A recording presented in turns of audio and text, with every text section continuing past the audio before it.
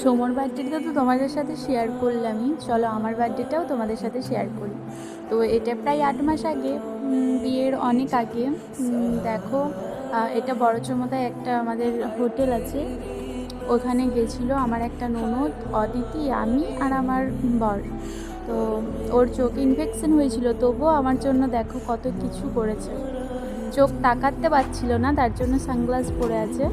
তো তাও আমার জন্য এত কষ্ট করে অত দূরকে গেছিলো, এত কিছু আয়োজন করেছে। তো এই যে কেক কাটছি।